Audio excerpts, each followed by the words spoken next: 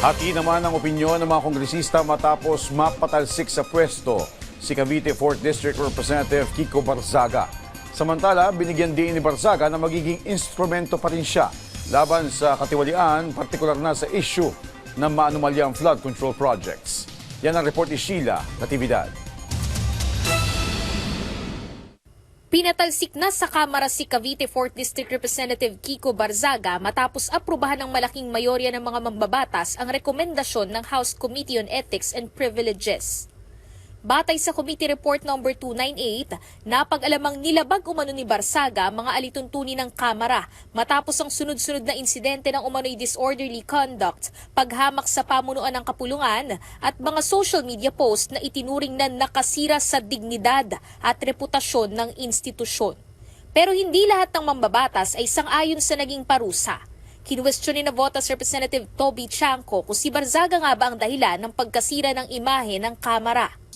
Si Kong Kiko Barzaga po ba ang nakasira ng dignidad, integridad at reputasyon ng House of Representatives? Yung pa bang sinasabi niya ang nakasira?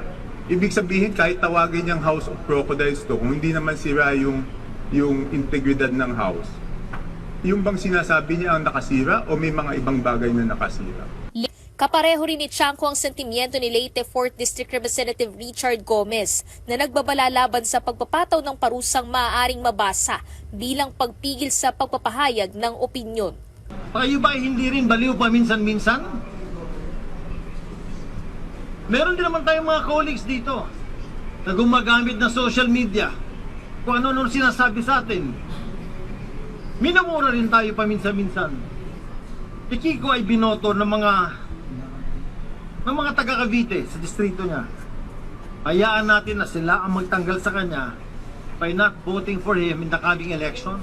Ngunit ipinaliwanag ng Ethics Committee na hindi isang insidente lamang ang naging batayan ng kanilang rekomendasyon. Una, disrupted physical demeanor, repeatedly interrupted actual plenary sessions, engaging in loud outbursts, distracting members. 2, mockery of leadership, yung pag-superimpose ng animated crocodiles over members, unauthorized and slanderous live broadcast. Barzaga was si Barzaga noong Disyembre nung nakaraang taon dahil sa mga umano'y indecent at incendiary social media posts tungkol sa mga miyembro ng Kongreso. Nitong Pebrero naman ngayong taon, pinatawan siya ng 60-day suspension dahil sa umano'y paulit-ulit na misconduct na negatibo ang naging refleksyon sa dignidad, integridad at reputasyon ng Kamara. Noong Abril naman, inisyuhan ng arrest warrant si Barzaga sa 8 counts of cyber libel kung saan nagpiyansa siya ng hindi bababa sa 300,000 piso. Sa isang pahayag, sinabi ni Lanao del Sur 1st District Representative Zia Alonto Adyong na bagamat hindi siya masaya sa naging desisyong pagpapatalsik, ay mayroon anyang kaparusahan ang mga ginawa ni Barzaga. We don't wish any ill will against any of our fellow lawmakers, but actions do bear consequences.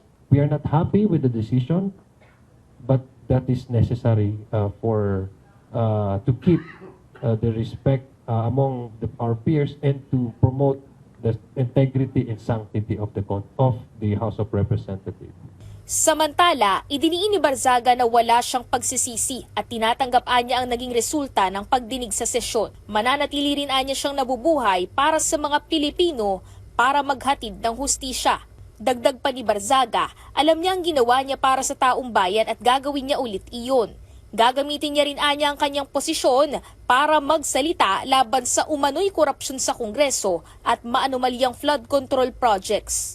Samantala, binigyang diin ng Ethics Committee na hindi nila nililimitahan ang karapatan sa malayang pagpapahayag ng opinyon, ngunit may pananagutan pa rin ang mga mambabatas sa kanilang mga kilos at pahayag bilang mga miyembro ng kapulungan.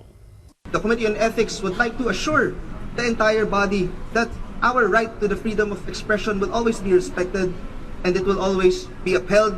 And I would assure everyone that the Committee on Ethics will be impartial and judicial at all times. Sa kabila ng mga tumutol sa pagpapatalsik kay Barzaga sa Kamara, nanatili ang pasya ng kapulungan. Isa sa pinakamabigat na parusang maaaring ipataw ng House of Representatives laban sa isang kasalukuyang miyembro nito. Sheila Natividad, para sa Pambansang TV sa Bagong Pilipinas.